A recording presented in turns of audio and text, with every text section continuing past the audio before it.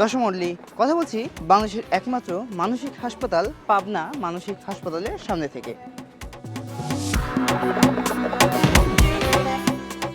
পাবনার অন্যতম জনগুরুত্বপূর্ণ একটি স্থান এই পাবনা মানসিক হাসপাতাল।